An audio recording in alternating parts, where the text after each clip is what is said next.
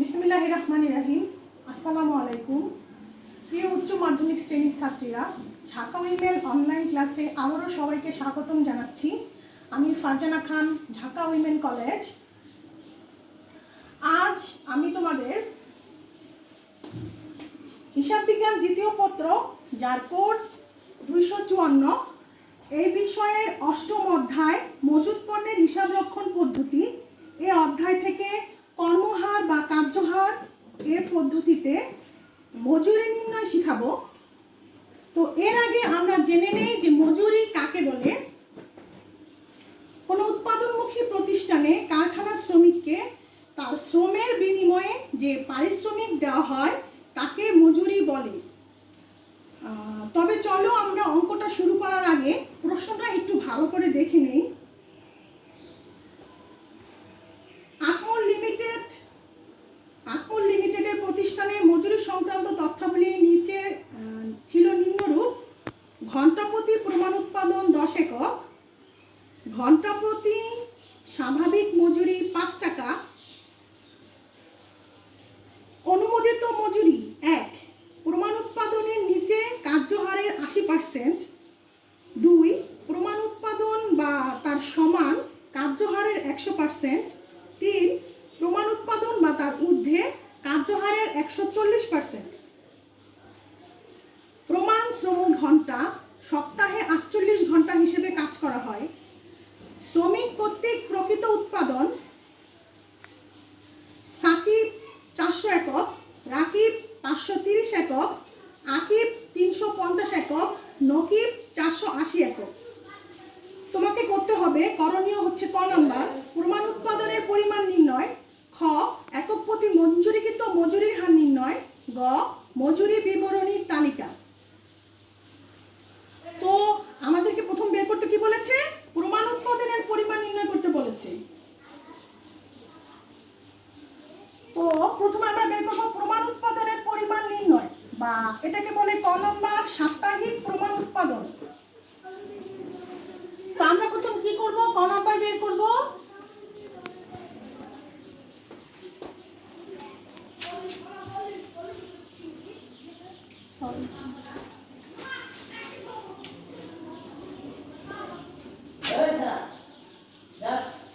প্রথম ক নাম্বার বের করব সাপ্তাহিক প্রমাণ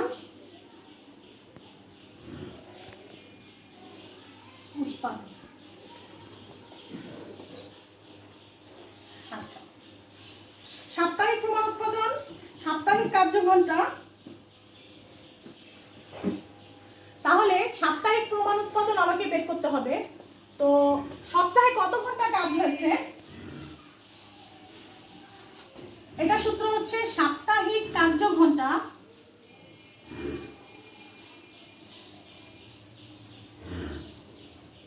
সাপ্তাহিক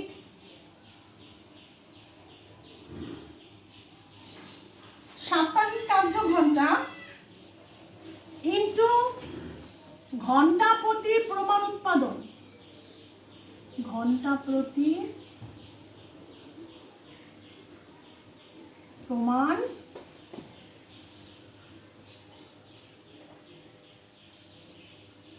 উৎপাদন। একটু দেখো মেয়েরা, আমাকে প্রথমে বের করতে হবে কি? সাপ্তাহিক প্রমাণ উৎপাদন। এটা একটা এককের অঙ্ক, একটু খেয়াল করো। সাপ্তাহিক প্রমাণ উৎপাদন আমাকে বের করতে হবে, যার সূত্র হচ্ছে সাপ্তাহিক কার্যঘণ্টা ইনটু ঘন্টা প্রতি প্রমাণ উৎপাদন। তো আমাকে সাপ্তাহিক কার্যঘণ্টা আমাকে কোশ্চেন থেকে বের করতে হবে। বলো সপ্তাহে কত ঘন্টা কাজ হয়েছে? দেখো তো প্রশ্নের দিকে খেয়াল করো যে সারা সপ্তাহে মালিক বলছে সারা সপ্তাহে তার কাজ হয়েছে কত ঘন্টা? 48 ঘন্টা।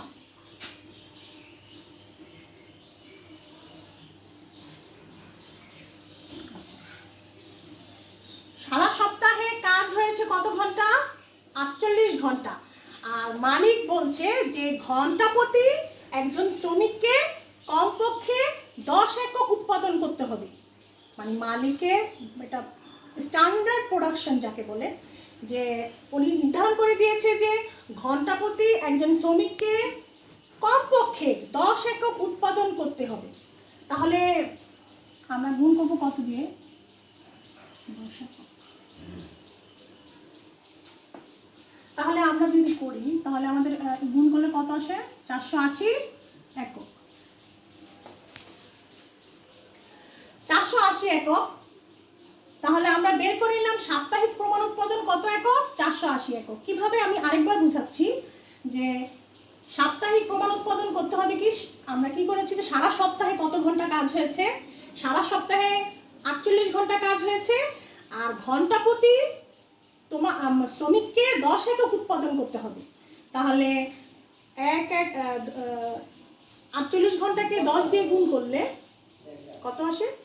সারা সপ্তাহে একজন শ্রমিককে মিনিমাম 480 একক উৎপাদন করতে হবে। এটা হচ্ছে স্ট্যান্ডার্ড প্রোডাকশনটা, মানে প্রমাণ উৎপাদন। ক তারপরে এখন তোমাকে বের করতে হবে কি? একক প্রতি মঞ্জুরিকৃত মজুরি নির্ণয়। তো এটা আমি মুছে নেই।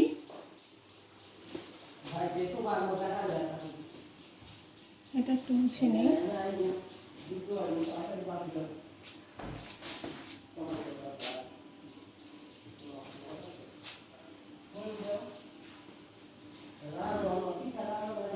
এখন আমরা খ বের করব, একক প্রতি মঞ্জুরিকৃত মজুরি নির্ণয়।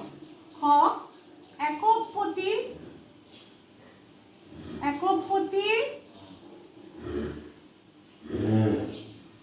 মঞ্জুরিকৃত মজুরি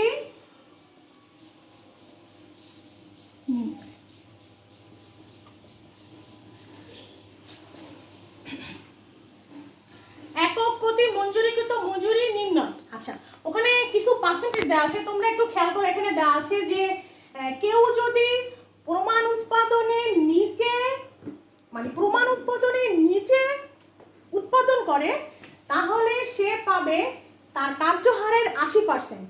আমরা প্রথম কিন্তু কি বের করেছি বলো? আমরা প্রথম কি বের করেছি? প্রমাণ উৎপাদন। প্রথম প্রমাণ উৎপাদন বের করে নিয়েছি কত একক? 480 একক, তাই তো? এখন বলছে যে মালিক বলছে যে কেউ যদি 480 এককের কম উৎপাদন করে বা প্রমাণ উৎপাদনের কম উৎপাদন করে তাহলে সে কার্যহারে কত পাবে? 80% পাবে। আর 2 নাম্বার, কেউ যদি প্রমাণ উৎপাদনের সমান করে তাহলে সে কার্যহারের কত পাবে? 100%। আর 3 নাম্বার, কেউ যদি প্রমাণ উৎপাদনের বেশি করে তাহলে সে কত পাবে? 140%।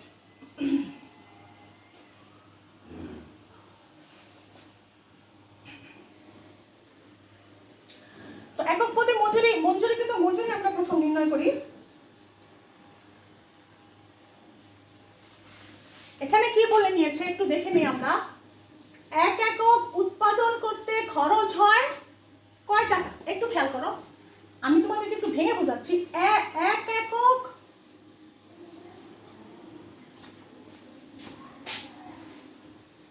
এখানে প্রশ্ন দিয়েছে ঘন্টা প্রতি প্রমাণ উৎপাদন 10 একক আর ঘন্টা প্রতি স্বাভাবিক মজুরি 5 টাকা। একটু খেয়াল করো, ঘন্টা প্রতি প্রমাণ উৎপাদন 10 একক আর ঘন্টা প্রতি স্বাভাবিক মজুরি 5 টাকা। তাহলে আমি যদি কথাটা এভাবে বলি যে 10 একক উৎপাদন করতে খরচ হয় 5 টাকা, কথাটা কি ভুল হবে? ভুল হবে না কিন্তু, কারণ 1 ঘন্টায় বলছে 10 একক উৎপাদন করতে হবে আর 1 ঘন্টায় মালিক শ্রমিককে কত মজুরি দেবে? 5 টাকা। তাহলে আমি কি করব? 10 একক উৎপাদন করতে খরচ হয় 5 টাকা, এটা ধরে নিতে পারি। তাহলে আমি ধরে নেই 10 একক উৎপাদন করতে খরচ হয় 10 একক উৎপাদন করতে খরচ হয় 5 টাকা। 10 একক উৎপাদন করতে খরচ হয় 5 টাকা, তাহলে 1 একক উৎপাদন করতে খরচ হয় কত বলো তো? 5 কে ভাগ দেবে 10 দিয়ে, উল্টো ভাগ দিও না, আবার 10 কে 5 দিয়ে ভাগ দিয়ে দিলাম। তাহলে কি হবে? 5 কে যদি আমি 10 দিয়ে ভাগ দেই আমাদের আসে 0.50 টাকা, মানে 50 পয়সা। 0.50 টাকা। তাহলে আমার একক প্রতি মজুরি কত আসে? 50 পয়সা। তাহলে একক প্রতি মজুরি আমার কত আসে বলো? একক প্রতি মজুরি আসে কত? 50 পয়সা। ঠিক আছে, আচ্ছা তাহলে একক প্রতি মজুরি 50 পয়সা, মানে 1 একক। এখন আমি এটার কার্য হার নির্ণয় করব। কি বলেছে? কেউ যদি কি প্রমাণ উৎপাদনের কম করে বেশি করে, আমি সেটা বের করব। তাহলে দেখো এখানে আমি বের করি প্রমাণ উৎপাদনের নিচে মজুরির হার। প্রথম বের করি নিচে, কারণ আমার ক নাম্বার প্রথম দেওয়া আছে কি নিচে। তাহলে দেওয়া আছে কি প্রমাণ উৎপাদনের নিচে, প্রমাণ উৎপাদনের নিচে মজুরির হার। আচ্ছা, প্রমাণ উৎপাদনের নিচে মজুরির হার। দেখো মানে কেউ যদি 480 এককের 480 একক না করে, সে যদি 480 এককের কম করে, তাহলে সে কিন্তু 50 পয়সা করে মজুরি পাবে না, সে কম পাবে। এই কমটা আমরা এখন বের করছি, একটু দেখো। তাহলে 0.50 ইন্টু কত পার্সেন্ট বলছে এখানে বলো? 80%। তাহলে 80% করো, একটু দেখো 0.50 80% করো। 0.50 80% করলে আসে তোমার 0.40 টাকা। আচ্ছা, আর কেউ যদি প্রমাণ উৎপাদনের তারপরে হচ্ছে কি দাঁড়াচ্ছে সমান, প্রমাণ উৎপাদনের সমান মজুরির হার, প্রমাণ উৎপাদনের সমান মজুরির হার।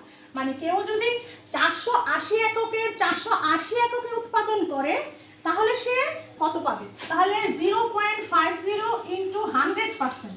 100% মানে সমান, হ্যাঁ সমানে সমান কত? 50 পয়সাই পাবে। ঠিক আছে, সমানে কত পাবে তাহলে? 50 পয়সা।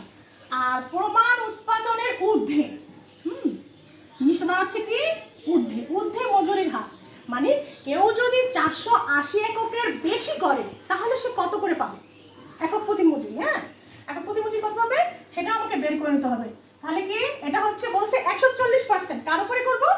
0.50 ইন্টু 140% করো। 140% করলে তোমাদের কত আসে? 70 পয়সা।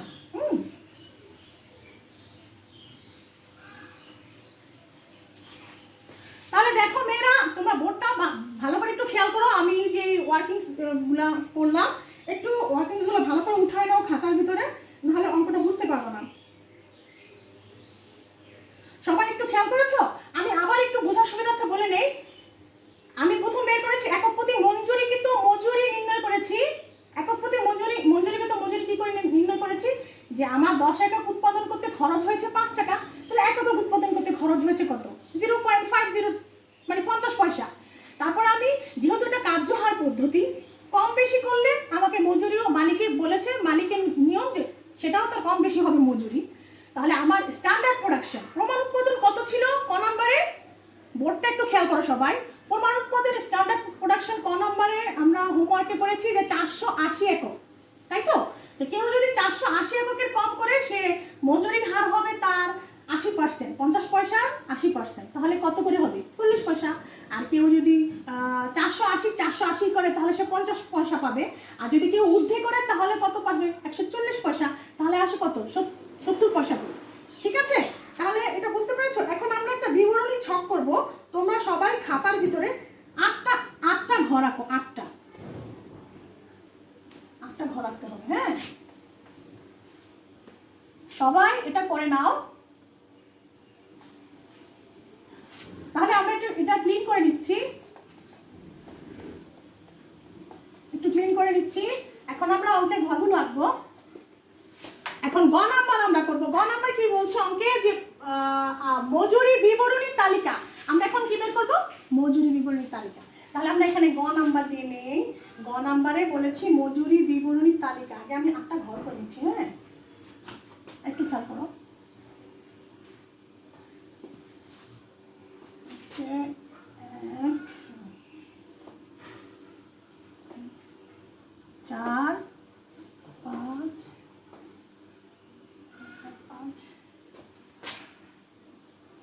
6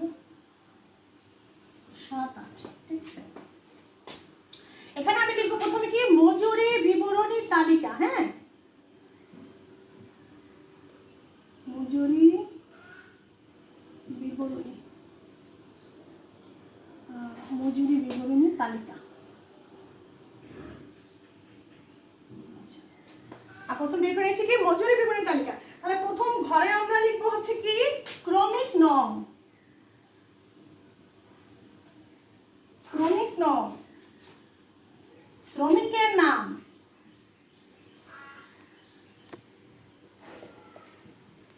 শ্রমিকের নাম, প্রমাণ উৎপাদন,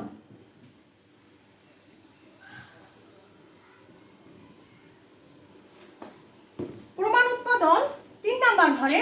4 নাম্বার ঘরে হবে প্রকৃত উৎপাদন, প্রকৃত উৎপাদন। হ্যাঁ, তারপরে ঘরে হবে দক্ষতার স্তর,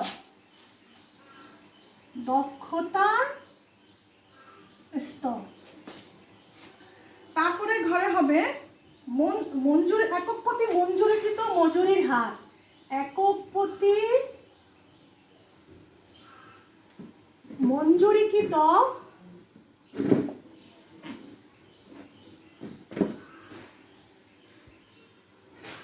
মজুরির হার। তারপরে কি হবে মোট মজুরি, মোট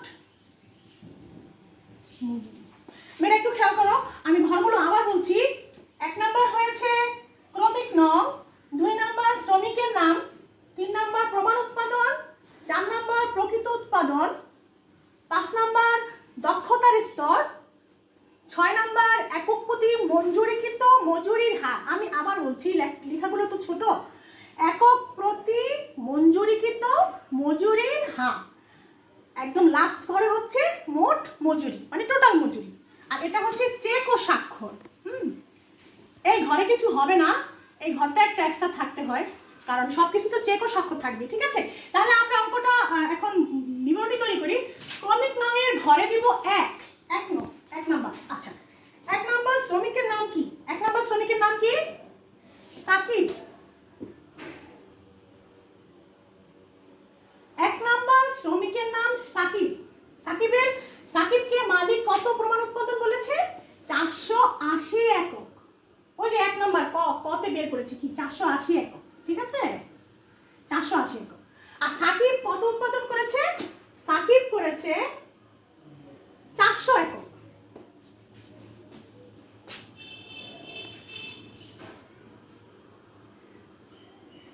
এখানে আমি একটু এককগুলো লিখে নিচ্ছি, একটু খেয়াল করো। 1 নাম্বার শ্রমিকের নাম সাকিব, প্রমাণ উৎপাদন তো সবার ক্ষেত্রেই 480 একক, আর সাকিব উৎপাদন করেছে 400 একক। তো সাকিব কি দক্ষতার স্তর ঊর্ধ্বে না নিম্নে বলো? সাকিবের দক্ষতার স্তর ঊর্ধ্বে হবে না নিম্নে হবে? অবশ্যই নিম্নে। কেন বলো? কারণ মালিক বলেছে 480 একক করতে, আর সাকিব করেছে কত? 400 একক। তাহলে দক্ষতার স্তর হচ্ছে নিম্নে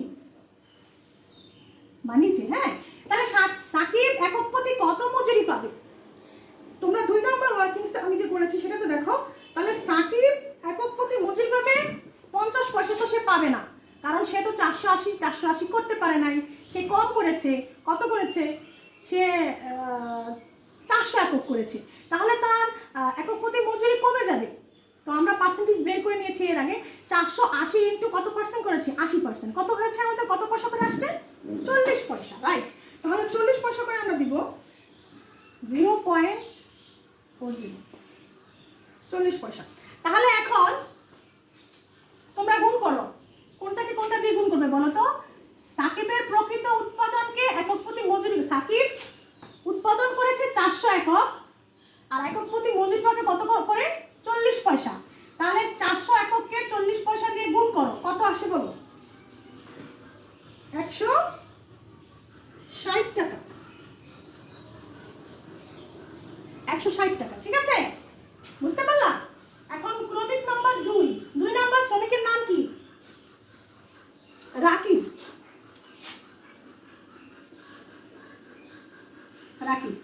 সবার জন্য প্রমাণ উৎপাদন সমান 480 একক। মালিক তো 480 একক রাকিবকে উৎপাদন করতে বলছে, কিন্তু রাকিব করেছে কত একক বলো? রাকিব করেছে 530 একক। রাকিব কত করেছে? 530 একক। 530 একক। তাহলে ওর দক্ষতা কি ঊর্ধ্বে না নিম্নে? ওর দক্ষতা অবশ্যই ঊর্ধ্বে। কেন? মালিক করতে বলেছে 480 একক, কিন্তু ও করেছে কত? বেশি করেছে তার চেয়ে। কত করেছে? 530 একক করেছে। তাহলে ওর দক্ষতার স্তর ঊর্ধ্বে। তাহলে ও কত পয়সা করে পাবে? ওই যে আমরা করেছিলাম 50 পয়সা ইন্টু 140%। 140%-এ কত আসছে বলো? 70 পয়সা আসছে ইন্টু 70, 70 পয়সা আসছে। ঠিক আছে? তাহলে 530-কে যদি 70 পয়সা দিয়ে গুণ দেই তাহলে আমাদের কত আসে বলো? 371 টাকা। 371 টাকা। ঠিক আছে?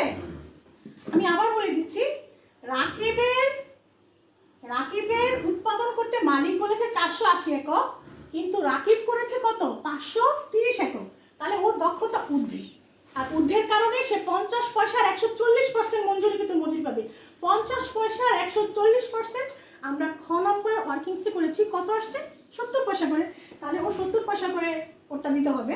তাহলে 530-কে 70 পয়সা দিয়ে গুণ করলে আমার কত টাকা আসে? আর 371 টাকা আসে। ঠিক আছে? এবার দাও 3 নাম্বার। 3 নাম্বার শ্রমিকের নাম কি? 3 নাম্বার শ্রমিকের নাম হচ্ছে আকিব।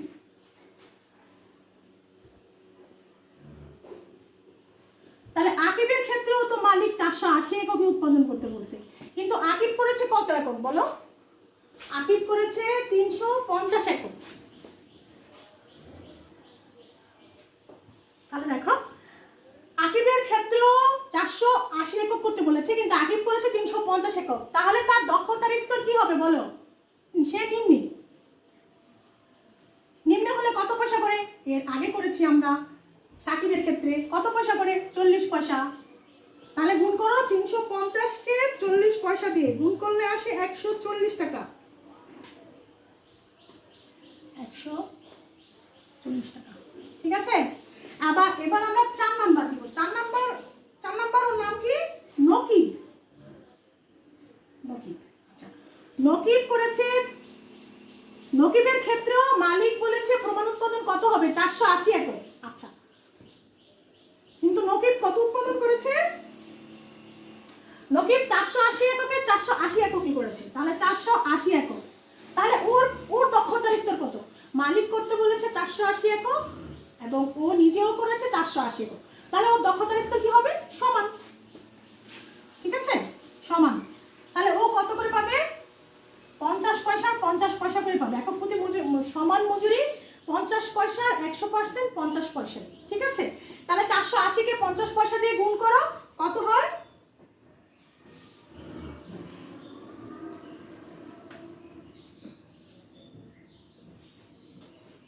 250 টাকা। এখন এই টোটালটা যোগ করো। টোটালটা যোগ করলে কত আসে? এখানে সবাই খেয়াল করো, এখানে কত আসে? সমান যোগ করলে 160, 371, 140 আর 250। তাহলে মোট আসে 911 টাকা। 911 টাকা। তাহলে মোট টাকা হবে কত? 911। ঠিক আছে, তাহলে মোট মজুরি হবে কত? 911 টাকা।